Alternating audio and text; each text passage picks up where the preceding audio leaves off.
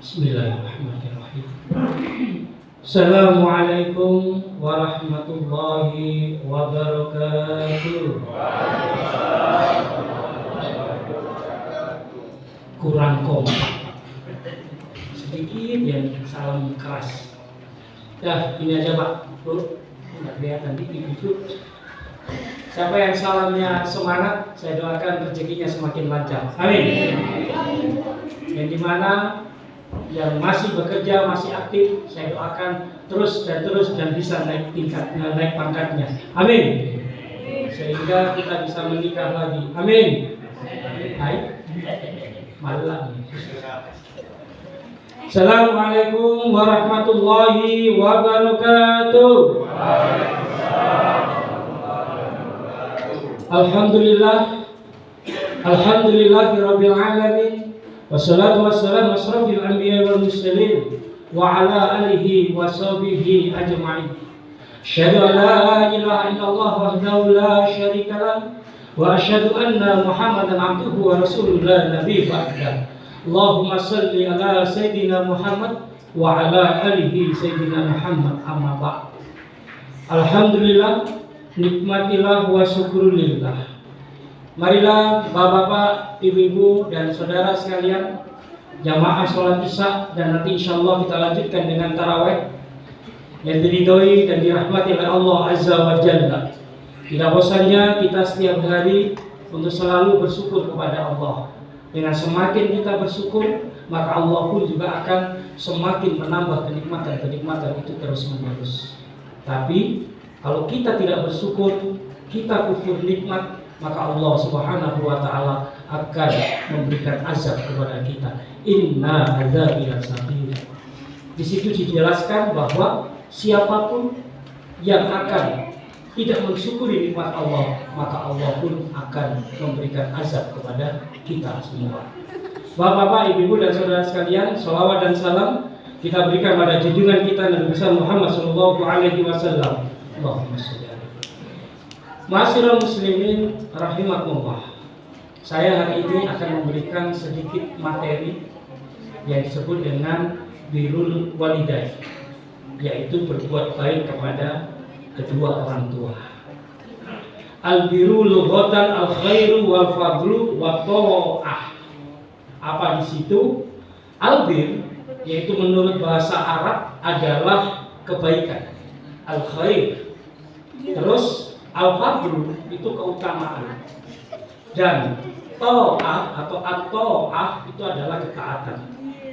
Al-walidaini huma al-ababu wal ummu. Artinya adalah yang dikatakan di situ adalah berbuat baiklah Anda kepada abu wal ummu, bapak dan ibu. Bapak-bapak, ibu dan saudara sekalian, jadi pengertian birrul walidain itu adalah berbuat baik kepada ibu bapak dengan hati yang sangat-sangat baik, dengan perkataan ataupun dengan perbuatan kita.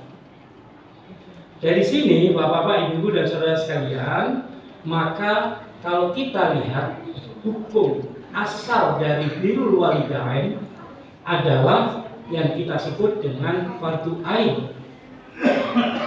yang dimana dalil ini karena dia selalu disandarkan atau disejajarkan dengan perintah-perintah dilarang mempersekutukan Allah, dan juga kita dianjurkan untuk menyembah Allah dan lain sebagainya. Ini yang dikatakan bahwa dia adalah fardu ain. Kita contohkan bapak-bapak, ibu dan saudara sekalian. Wa'budullaha wa la tusyriku bihi syai'aw wa bil walidaini ihsan. Di situ artinya adalah dan sembahlah Allah dan janganlah kamu mempersekutukannya dengan sesuatu apapun, dan berbuat baiklah kepada kedua orang tua.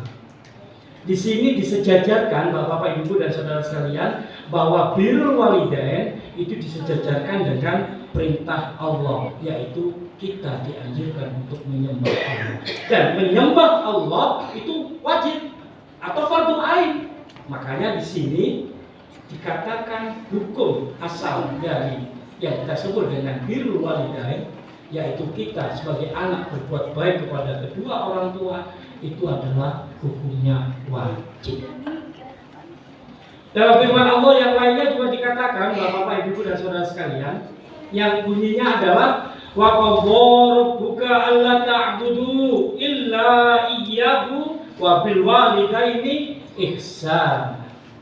Artinya adalah, dan Tuhanmu telah memerintahkan agar kamu jangan menyembah atau beribadah selain Dia, dan hendaklah kamu berbuat baik kepada ibu bapa. Ini sudah dua dalil, dua firman Allah, Bapak, Ibu, dan saudara sekalian, itu sudah jelas menunjukkan, saya ulangi lagi, bahwa birrul walidain itu hukumnya adalah fardu ain.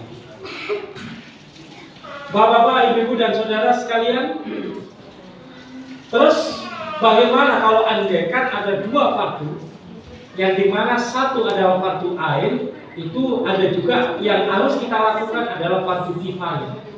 Mana yang kita dahulukan? Maka dari sini, Bapak, Ibu, dan saudara sekalian, suatu ketika ada seorang remaja, itu dia telah datang untuk bertanya atau menghadap yang disebut dengan Rasulullah Shallallahu Alaihi Wasallam. Dari Abdullah bin Amr, dia berkata, telah datang seorang laki-laki kepada Nabi dan meminta izin kepada beliau untuk berjihad. Maka Rasulullah bertanya, apakah ayah ibumu masih hidup? Maka anak muda ini mengatakan, masih, ya Rasulullah. Terus akhirnya Rasulullah mengatakan, kalau begitu hendaklah kamu berbakti kepada kedua orang tua. Hadis riwayat Bukhari Muslim. Bapak, Ibu, dan saudara sekalian, jadi apa yang diperintahkan oleh kedua orang tua kita itu harus kita lakukan, sebatas perintahnya itu adalah yang benar. Maka dari sini, Pak, kalau andaikan ada dari orang tua, mohon maaf ini, Pak, yaitu memerintahkan anaknya yang melanggar syariat Allah, maka kita wajib tidak melaksanakan. Saya contohkan, Bapak, Ibu, dan saudara sekalian. Apabila ada anak tak yang perempuan, terus dia ini melamar pekerjaan, sedangkan anak ini sudah balik, sudah besar, melamar pekerjaan, dan perusahaan yang dia lamar itu meloloskan. Terus tapi ada syarat sini, Pak. Syaratnya apa? Kamu bisa masuk di perusahaan ini, tapi Anda harus menanggalkan kerudungmu atau menanggalkan jilbabmu. Dalam arti disuruh buka aurat. Kadang-kadang kita sebagai orang tua juga merasa bahwa, kasihan anak saya ini. Tapi kadang-kadang ada juga, Pak, karena dalam frame pemikiran kita itu menganggap adalah yang berkenaan dengan masalah harta, maka kita berani untuk meninggalkan yang disebut dengan kewajiban kita sebagai umat Islam. Nah, akhirnya orang tuanya mengatakan, nak, gak apa-apa, nak, Allah lebih tahu, Allah akan mengampuni Anda.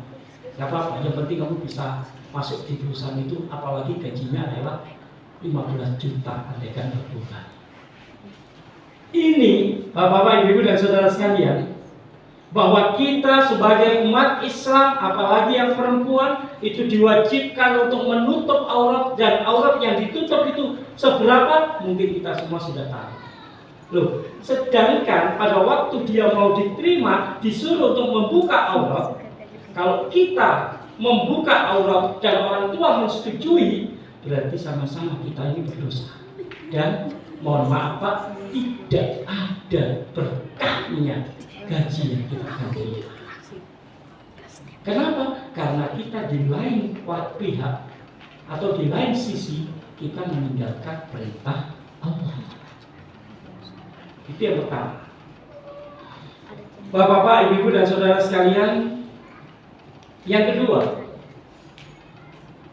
Siapa tahu kita di sini, Pak, itu disuruh diajak untuk jadi yang disebut dengan ya mungkin ayo kau kerja sama saya apa bagian untuk menagih hutang kayak gitu. Yang dimana seorang rentenir terus dia diikutkan gajimu besar nanti kalau kau mau ikut, nah akhirnya dia ikut. Itu pun kalau andaikan kita perbolehkan Pak, berarti kita juga ikut berdosa.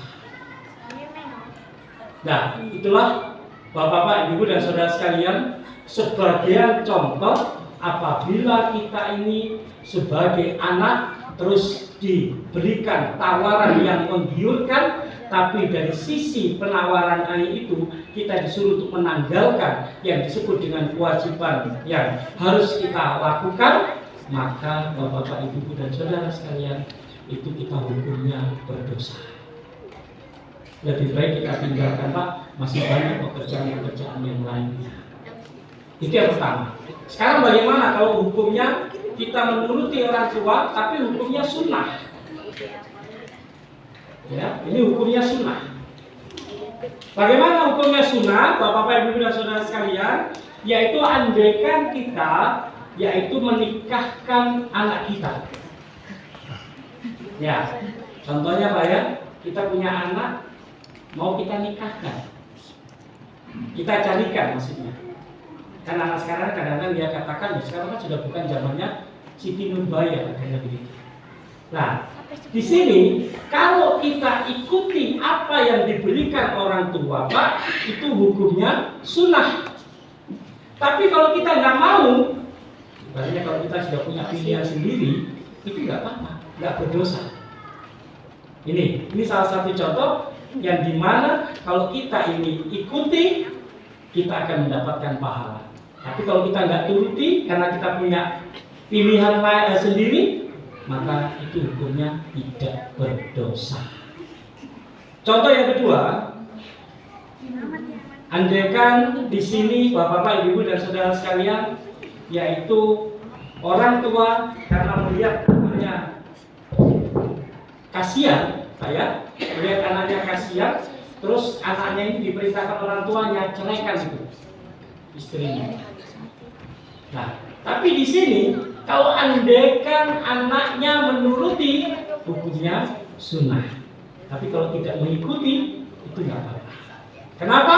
Karena ada suatu ketika Ibnu Umar, anaknya Umar bin Khattab, itu diperintahkan oleh bapaknya, kau ceraikan itu istrinya karena gini. Tapi ini anaknya itu tidak menghiraukan. Nah, dengan tidak menghiraukan itu artinya Umar bin Khattab itu menghadap ke Rasulullah. Dan Rasulullah pun juga menanggapi dalam arti, kalau memang ceraikan saja, kalau tidak nggak apa-apa. Ini menunjukkan Pak bahwa ada beberapa perbuatan yang dimana kita boleh menolak dan ada yang tidak boleh menolak. Nah, oke. Sekarang timbul pertanyaan lagi. Bagaimana andaikan cara berbakti kita kepada kedua orang tua kita apabila kedua orang tua kita atau salah satu dari orang tua kita itu sudah meninggal? Apakah bisa di situ? Maka Bapak-bapak, ibu dan saudara sekalian, dari Abu Sa'id Al-As'adi itu dia berkata, telah datang seorang laki-laki dari Bani Salamah, dia bertanya kepada Rasulullah, wahai Rasulullah, apakah masih ada birrul walidain yang dapat dilakukan setelah kematian ayah dan ibuku? Di situ Rasulullah menjawab, Bapak-bapak, ibu dan saudara sekalian, satu, ya, dia katakan bisa atau ya, yaitu mendoakan kedua orang tua kita. Itu cara berbakti kita. Dan saya percaya bahwa kita semua pasti yang ada di sini selalu dalam akhir daripada sholat kita, doa kita, pasti kita mendoakan kedua orang tua kita. Yang kedua, selain daripada mendoakan, kita juga minta ampunan bagi kedua orang tua kita yang sudah meninggal.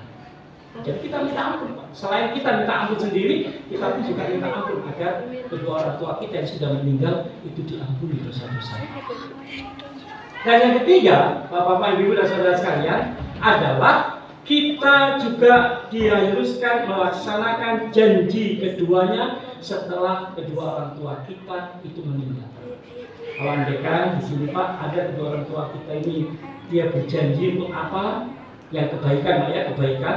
Ya maka pada waktu dia meninggal kita dianjurkan untuk menjalankan apa janji dari kedua orang tua kita. Dan yang terakhir, Bapak-bapak, Ibu dan saudara sekalian, adalah kita dianjurkan menyambung silaturahmi yang tidak tersambung kecuali melalui kedua orang tua kita. Nah ini yang biasanya agak susah Pak ya, karena apa? Dari kedua orang tua kita akhirnya ada silaturahmi dengan keluarga kita yang jauh, tapi semenjak meninggal kadang-kadang ini sudah putus hubungan, atau kalau orang Jawa bilang mati oburnya gitu ya. Jadi sudah ada lagi hubungan. Nah ini maka pada waktu dia sudah meninggal Pak, kita dianjurkan untuk silaturahmi kepada keluarga-keluarga kita yang jauh, yang dimana dulu masih ada orang tua kita, itu bisa bersilaturahmi terus. Semenjak dia meninggal, maka kita dianjurkan untuk melanjutkan silaturahmi itu. Demikian yang bisa saya sampaikan. Akhiri kalam. Assalamualaikum warahmatullahi wabarakatuh.